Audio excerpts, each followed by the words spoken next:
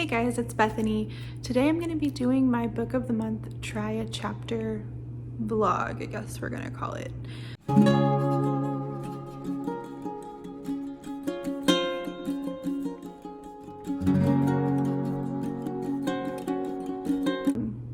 Amy with Amy's Bookish Life and Krista with Books and Jams are hosting a 2-week readathon for Book of the Month books to catch up on those. So it's called a Ketchupathon. They have a Build Your Own Sunday prompt list, which is really fun. So I shared a TBR for that readathon specifically, and I chose 4 of my Book of the Month books. So if you want to hear me talk about how I chose those and for what prompts, I'll link that video for you. I'm going to do a try a chapter today, read the first chapter of each one of these, and then pick which one I want to read for the rest of this week for the readathon, and maybe a second one if I get finished with that one, or if 2 of them just really jump out at me. So I'm going to start to kick this off today with A History of Wild Places. I actually already started on reading sprints last weekend when they kicked off the readathon. I was only able to be on there for like maybe 1 sprint and got like 18 pages I think into this book, and then I had to go run and do things, and this first chapter is so long, like I think 40 pages, 39 pages for this first chapter. So I'm going to finish that up today and let you know what I thought of it.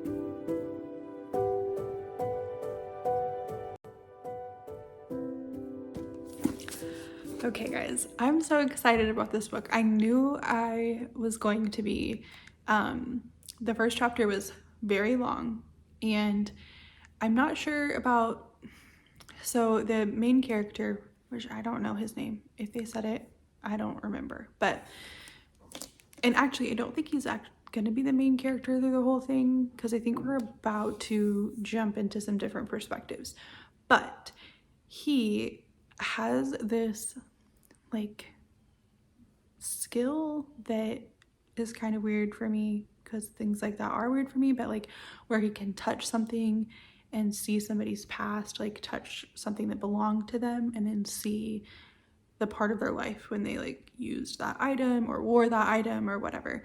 And so he uses that to help like track missing people. He's currently doing that, and so we got a lot of like his backstory, his family, like his life in that first chapter. Then at the very end is when he discovers this place called Pastoral that is like a community of people that started in the 70s, and he hasn't actually gone there yet, but he's kind of discovered where it is, and so we don't know much about it or what all is going on there, but it's 50 years after it started and nobody has talked about it or really thought that those people were still there. So that part has me super intrigued, and I definitely want to read more of this book. Okay, so the next one that I'm going to try a chapter of is Catherine Center's Hello Stranger. This is a new release, just came out a few days ago, and I got it in my July Book of the Month box.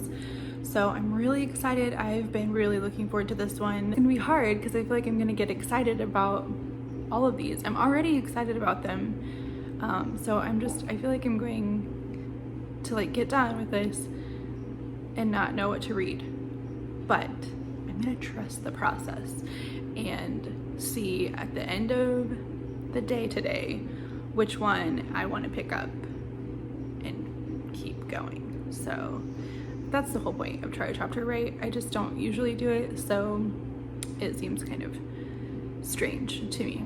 Anyway, let's get started on reading the first chapter.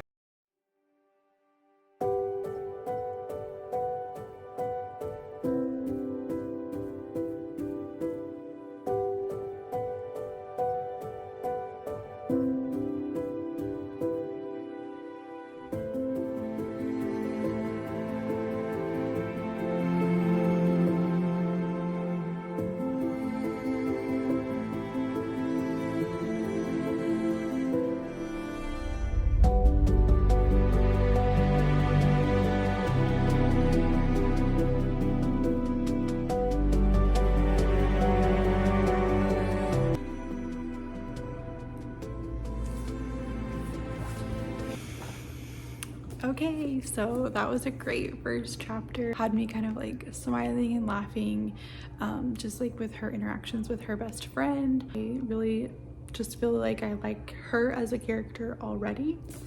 Don't ask me her name because I don't know.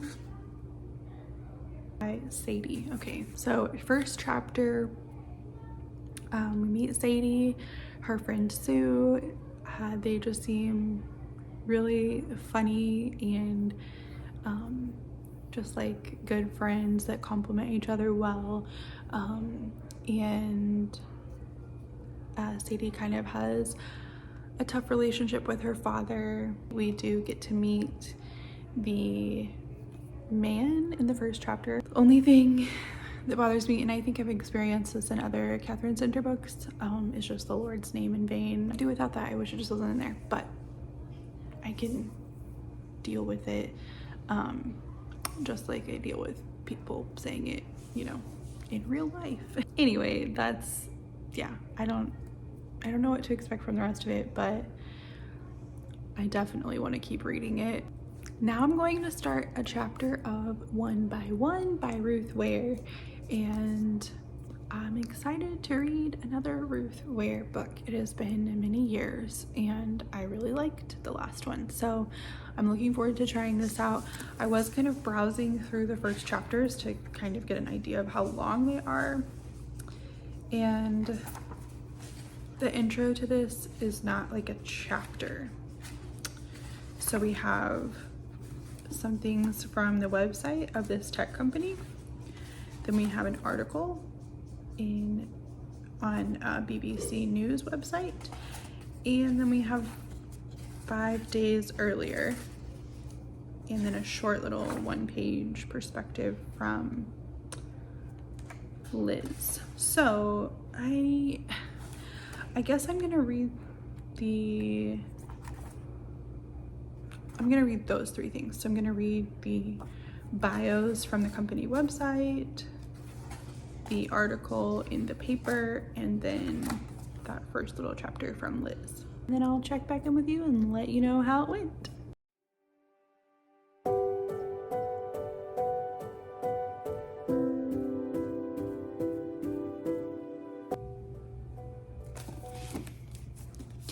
Okay, that didn't really feel like enough.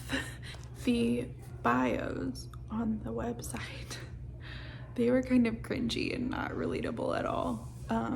So the first chapter was from Liz, who was not in the company bios. So I'm guessing she might be like a girlfriend, or I don't really know why she's there. But like her name wasn't anywhere in the bio. So I don't know who Liz is or why she's there or why she's going on this trip with them.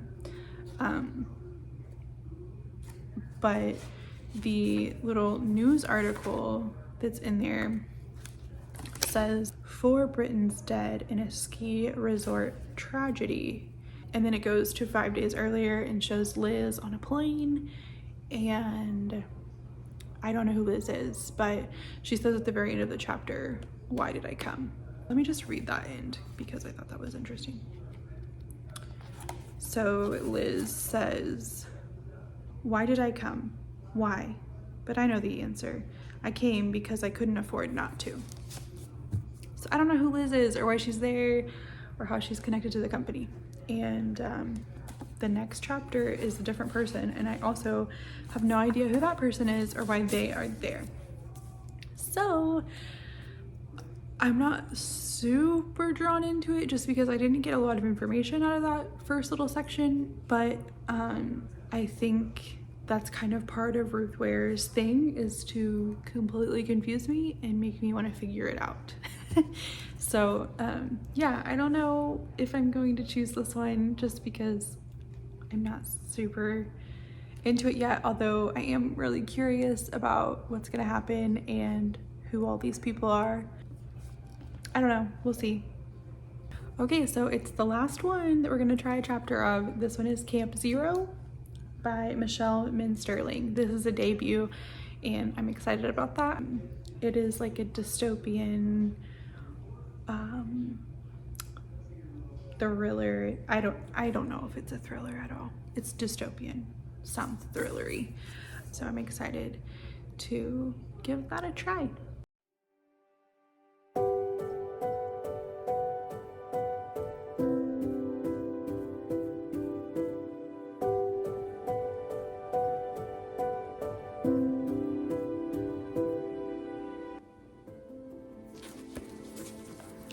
Okay, that was a really good first chapter.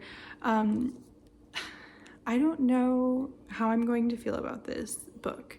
I can't quite tell what direction it's going to take or what like the content is going to be like. I have not read any reviews. I haven't seen anyone talk about it. So I really am going in completely blind. I really don't know what to expect as far as that's concerned. So it might be something that I don't want to read once I get a little bit further into it. And I'm saying that because some of what's going on, I'm just not sure like where it's going to lead or what's going to happen there. But it's definitely very interesting. This is set in 2049, I think, so like very near future. There has been like a climate crisis that has caused a lot of things to change. I know that she was talking about oil being illegal. So she has just arrived at this camp that is in some northern country where there's a lot of snow and sounds beautiful. But she came with a group of girls who are called Blooms. And then they like got names when they arrived there. She also had a chip that was like planted behind her ear called a flick, I think, that was basically like a, you know, had a feed basically in her brain. I don't know, sounds very creepy.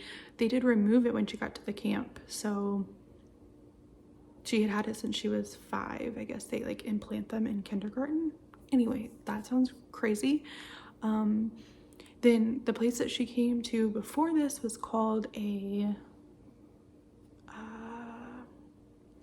she called it the Floating City. So I don't really know what that means. At first I was picturing like an island, but I'm thinking it might be like a hovering city, like maybe like hovering above land or the ocean or whatever. I don't really know. She described it as being really beautiful, like she wants to go back there. It sounds like she's on like a mission, like a secret mission to maybe spy on the people at this camp. Anyway, so the Blooms, the girls that she came with, I think it described them at one point as being escorts before.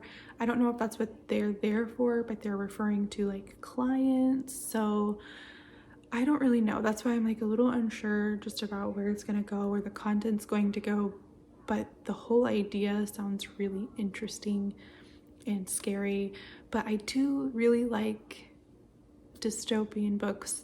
I don't really know. I'm not sure if this one is going to be one that I actually read.